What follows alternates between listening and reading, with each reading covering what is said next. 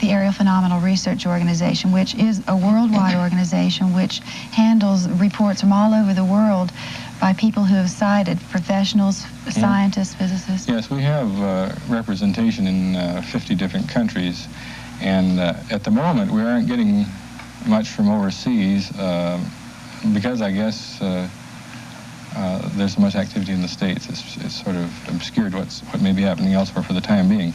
But the activity seems to be largely in the southwest, southeast, largely in the southeast,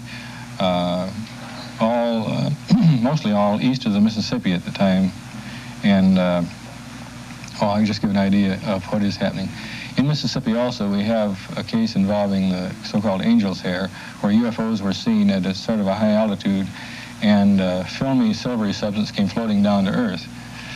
This has been reported in quite a few other cases, and we have quite a bit of it this time being kept under refrigeration. And I think we'll subject that to gas chromatography tests and mass spectrography and so on, and try to determine what it is. There's been a lot of reports, especially in the United States lately, of unidentified flying objects. What is the sudden increase of reports that you've had at the Aerial Phenomenal Research Organization? Well, I think it's what we would call a flat condition. We've had quite an increase of reports, and they seem to be a substantial type report. In other words, we have reports of people having close encounters or near flyovers and this sort of thing. I think we all have heard about the Pascagoula, Mississippi case, where two men that were fishing reported that a UFO came down about 40 feet from them and then floated out and floated them aboard and examined them. Mm-hmm. It's really a wild-sounding story, but we sent one of our consulting staff, Dr. Harder, in there to interview those people, and he came away convinced that they were describing a real occurrence to the best of their ability. What are some of the details about that particular incident? The men, as I said, were fishing at an abandoned shipyard a little up the Pascagoula River from an operating shipyard where these men work. They were fishing not for sport but for food, and it was late at night, about 11 o'clock. They said that this object came down near the ground, about 40 feet from them, and the younger of the two fainted early in the incident, and he can't tell us too much about it. Mm-hmm. The older man said that he felt like jumping in the river to get away, but he couldn't. Then he said that some beings that looked roughly humanoid, he described them as having wrinkly, silvery skin, pointed ears, slits for eyes, slit for mouth, pointed nose, and hands, no hands, they were claws. They were two opposed digits that grasped like a pincher. And he said when those pinchers, when they floated over near them and those pinchers grabbed them, that they were weightless and they just floated aboard. Like I said, it sounds like science fiction. But then science fiction writers have told us that the activities of an advanced culture would seem like magic to us. Well, this certainly fills that bill. But under hypnosis, you see, these men were regressed. They became panicky all over again, the sort of thing that can't really be simulated.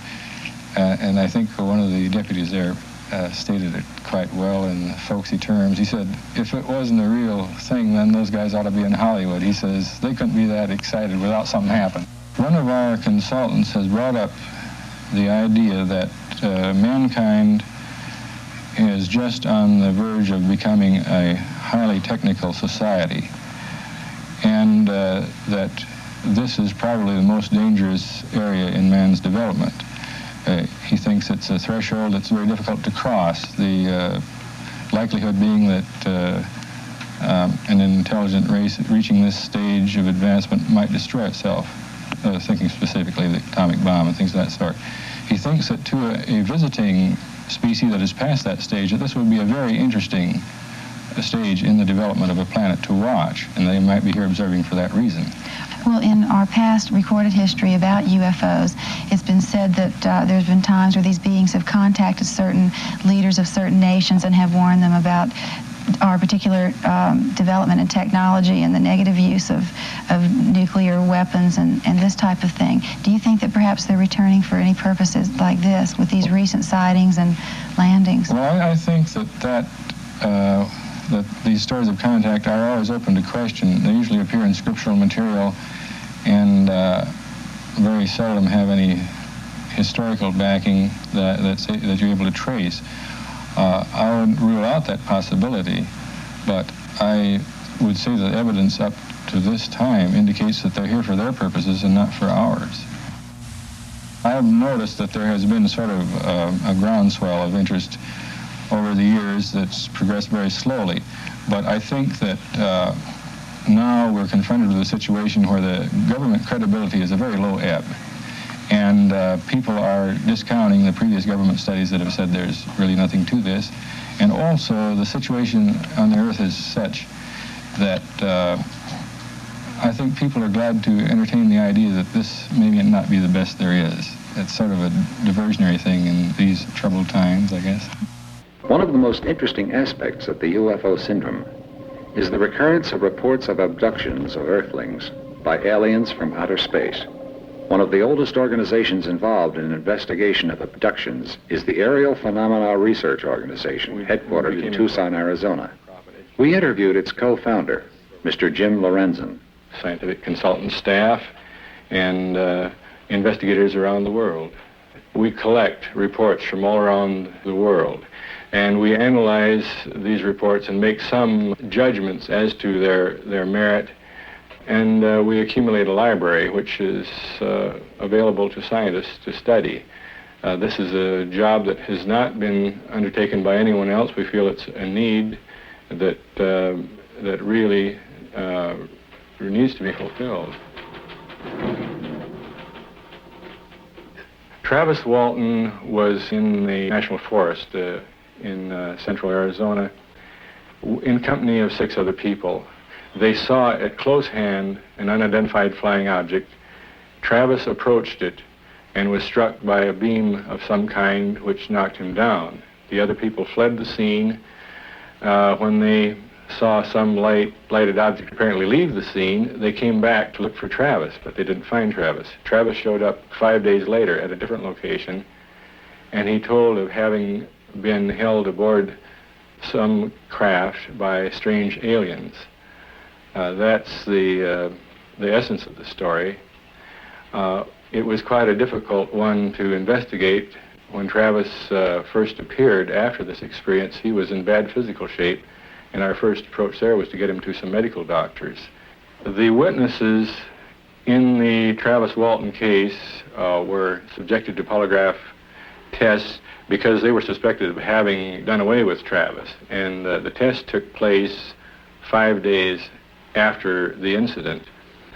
All of the 6 that took the test passed except one, and his test was determined to be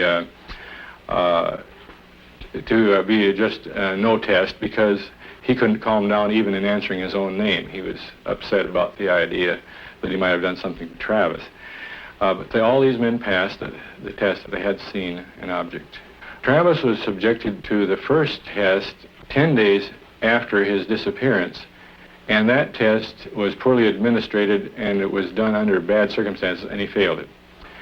We went back testing under the ideal conditions, and he passed, and he has since then passed additional tests, and he has passed the PSE test administered by the inventor of the machine. The PSE test determines stress in the voice, the assumption being that a person lying will show stress in the same way that polygraph picks up stress. Now, we use this quite often when we have just single witness testimony and we have it on tape, because all we need is the tape. So it's a very convenient tool for truth verification. We conclude that Travis Walton was telling the truth about a real occurrence to the best of his ability. This young man in question contacted us by mail, sent us some photographs that he'd taken. And our first approach then was to analyze the photographs to see if there was any probability that they were hoaxed. they seemed to be genuine, so our next step then was to contact the young man and to check somewhat into his background and to become acquainted with him. Then our approach from there on is sort of like criminal investigation. We subjected his testimony to PSE, and he took a polygraph test to verify the truthfulness of his testimony. And also, since the man did report that he was abducted and that he saw aliens aboard a strange craft, we have had him draw what he saw aboard the craft, and we are also having an artist produce a model of the alien that he described. This is a model of an alien based on information supplied to artists by abductees William Herman and Travis Walton. Artist Alan Levine created this sculpture. Using the same procedures followed by police departments when investigating a crime, artist Levine was able to arrive at this likeness of the alien. Sketches were made while the abductee described the creature, and after these were corrected, Levine proceeded with the sculpture. This was a painstaking endeavor, as the witnesses did not always agree. Both men agreed on the almond-shaped eyes, small nose and mouth, the unusual position of the ears, and the large hairless skull. And although the alien does have a mouth, all communication was telepathic.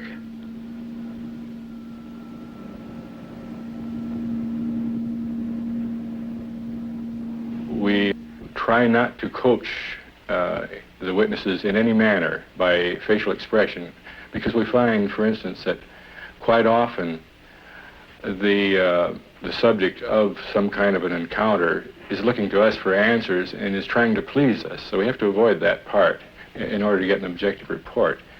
I think that our first concern that we always show is the welfare of the witness.